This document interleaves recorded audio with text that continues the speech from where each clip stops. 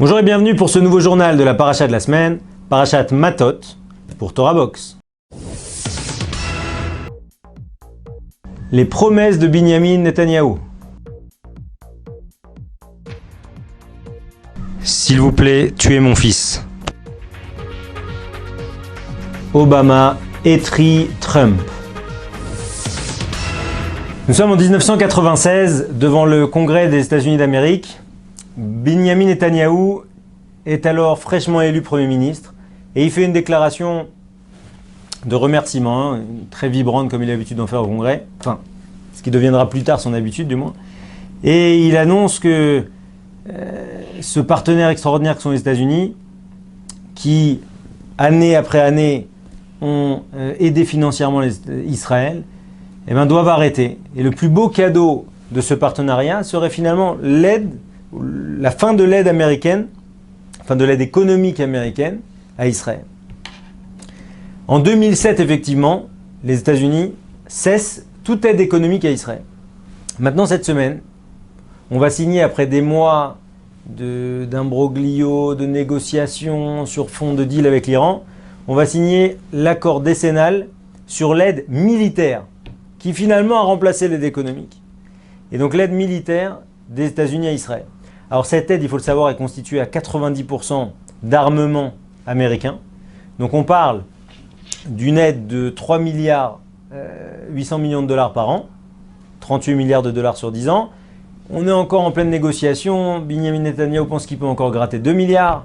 Et donc on passerait une enveloppe globale de 40 milliards. Et dans la paracha de la semaine, l'introduction, le rishon de notre paracha, c'est les vœux, les nedarim. Et voir comment on peut se délier d'un vœu. Si on s'impose quelque chose à soi-même, d'accord ? En réalité, là-bas, la Torah parle de celui qui prend sur lui quelque chose de supplémentaire. D'accord ? Par exemple, quelqu'un qui va se refuser maintenant de manger de la viande, de manger du vin. Comment il peut potentiellement s'en sortir pour casser son neder ? Alors là, on a une petite illustration du neder de Binyamin Netanyahou. Et finalement, quelque part, comment il l'a cassé ? En détournant l'aide économique sur l'aide militaire. Il est marqué dans la Torah Lo Yachel et Devaro. Et là, on voit comment Binyamin Netanyahou, dont le fils a gagné le prix talmudique il y a quelques années, a réussi à, par un petit tour de passe-passe, à ne pas être Yachel Devaro, à ne pas profaner sa parole. Non pas qu'il... Et on voit un autre moment ça dans la paracha. À quel point finalement il faut faire très attention à ce qu'on dit et comme quoi la parole est engageante. Il y a marqué dans la paracha qu'on va envoyer en guerre, on va créer une armée de 12 000 hommes pour se venger des Midianim qui ont été capables de prostituer leurs filles uniquement pour faire fauter Israël. Donc on envoie 1000 personnes par tribu, 1000 hommes par tribu, et derrière, ces hommes gagnent, ils prennent un butin, et la Torah explique que ce butin il doit être partagé à 50% entre les combattants et à 50% entre les gens de l'arrière. Et ensuite la Torah d'expliquer combien il faut donner sur ces 50% des combattants, combien il faut donner aux Kohanim, et sur les 50% des gens de l'arrière, combien il faut donner aux Kohanim et Lévi. Et la Torah là-bas, c'est très bizarre. La Torah fait le compte, et sur 2 montées, elle explicite le compte. C'est-à-dire qu'elle explique qu'il y a tant de milliers de bêtes qui ont été prises, et donc finalement voilà combien ça fait 50%, et il y a 1/500e à donner par exemple pour les Kohanim, 1/50e pour les Lévi'im, et la Torah d'expliciter ce compte. En réalité le moussar c'est exactement le même que au début de la paracha. Ce qui est très important, c'est de tenir précisément ses paroles, de tenir à ce qu'on dit. Or on sait que dans l'argent malheureusement quand les gens s'engagent, avant qu'ils aient gagné de l'argent, ou avant que ça soit palpable, avant de réaliser leurs promesses, en général les gens sont forts. Au moment de réaliser sa promesse, ça devient plus dur. C'est pour ça que la Torah a montré comment ces hommes ont été jusqu'au bout de leur promesse. C'est-à-dire que comment ils ont partagé l'argent avec les gens de l'arrière. C'est très difficile, puisque des gens qui ont été se battre, qui ont mis leur vie en danger, qui doivent partager avec des gens qui, a priori, n'ont rien fait. Et là, on est dans ce moussard-là de Lo Yachel Devaro, tu ne profaneras pas ta parole. Des images terribles cette semaine avec ce père palestinien qui envoie son fils, drapeau à la main, en train d'essayer de jeter des pierres sur des soldats de l'armée, des gardes frontières, pour provoquer la mort de son fils. devant les caméras évidemment de toute une flopée d'activistes palestiniens, comment ce père regarde les soldats et disait « Kill him! Shoot him !» Un enfant a priori de 4 ans, et maintenant on vient d'avoir l'information que finalement, on vient d'avoir le nom de l'enfant, un enfant de 3 ans. Comme disait Golda Meir, il n'y aura de paix que quand ils détesteront moins nos enfants qu'ils aimeront leurs enfants. Le jour où ils aimeront leurs enfants plus qu'ils ne détesteront les nôtres, on pourra peut-être envisager la paix. Et là on voit que ce n'est pas encore ça. Alors le lien avec notre paracha, il est direct. On voit que dans la paracha de la semaine, Akadosh Baruch Hu enjoint Moshe de nous venger des Midianim. Les Midianim, qui dans la paracha de Pinchas, sous la dictée de Bilam, ont été jusqu'à prostituer leurs filles pour faire fauter les Bnei Israël. Ils ont donné leurs enfants, sacrifié leurs enfants. Et c'est exactement ce qui se passe encore aujourd'hui. À quel point nos ennemis sont capables de sacrifier leurs enfants pour leur cause, et au-delà même d'un sentiment naturel père-fils, c'est cette détestation de l'autre qui peut emmener à ça et qui nécessite nécessairement une vengeance. Autant dans la Torah il y a marqué qu'on ne se venge pas, lotikom velotitor, mais Akadosh Baruch Hu lui-même demande une vengeance. Quand on profane son nom en sacrifiant ses créatures comme ça, alors il faut absolument venger parce que c'est l'humanité, c'est un crime contre l'humanité. Ça y est, Hillary Clinton a été officiellement désignée candidate démocrate pour les prochaines élections américaines. On est à moins de 3 mois du scrutin et on n'a absolument jamais vu ça. Le président Barack Obama qui est complètement impliqué dans la campagne. En général, les présidents américains sont plutôt neutres, ou même si naturellement ils privilégient leur camp. Et cette semaine, il s'est passé quelque chose d'extraordinaire.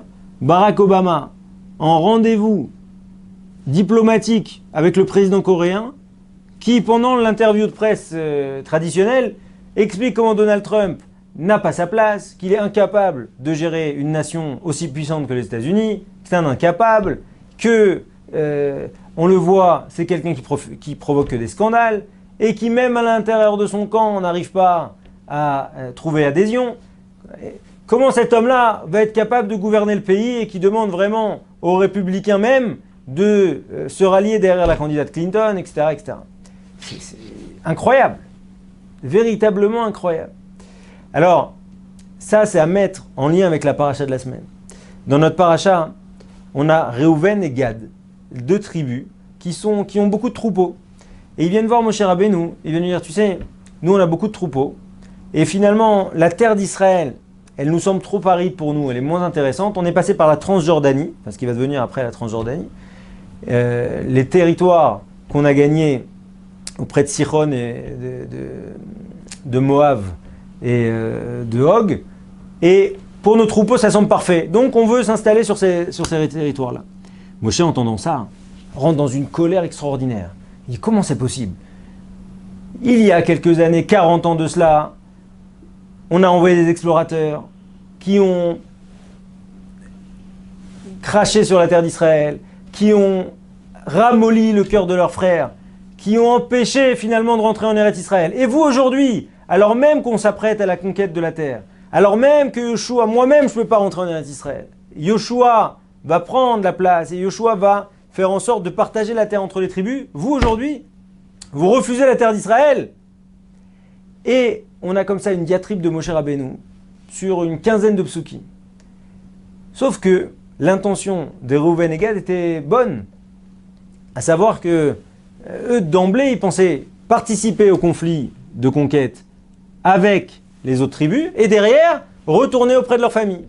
Et donc ils ont dit non Moshe, on n'est pas du tout de ces gens-là. Nous on veut pas semer la discorde dans le peuple. On va aller faire la conquête, 7 ans. On va même participer au partage encore 7 ans. Et derrière, on retournera dans nos familles. Alors les commentateurs, les mefarshim posent la question et disent, mais si c'était là leur intention première, pourquoi ils ont laissé Moshe Rabbeinu à ce point leur rentrer dedans et leur faire des réprimandes aussi fortes? Alors de là, hein, les sages expliquent que Moshe Rabbeinu, dans ses réprimandes, il exprime énormément d'amour. Il y a un principe dans la Torah, une des 48 traits de caractère qu'il faut pour acquérir la Torah, c'est la'ov et atochachot. Aimer les réprimandes. Ça veut dire quoi? Comprendre que la personne qui me réprimande, en réalité, elle le fait pour mon bien. Et c'est comme ça que je vais réussir à progresser. Et là, et c'est pour ça qu'ils ont laissé parler Moshe. Parce que laisser parler Moshe, se faire réprimander par Moshe, c'est un cadeau. Parce que c'est comprendre l'art de la réprimande. C'est comprendre à quel point, finalement, à travers une critique, la personne veut nous élever. Et vous avez compris tout l'écart qu'il y a entre Obama, le président du monde. On n'est pas dans de la réprimande, on est dans du massacre. On est dans de la calomnie, on est dans rien de constructif. Et c'est ça qu'on se souhaite à tous, de trouver les mots justes quand on réprimande et d'accepter Bessimcha les réprimandes pour pouvoir progresser et mieux servir à Kadosh Baruch Hu. Shabbat Shalom.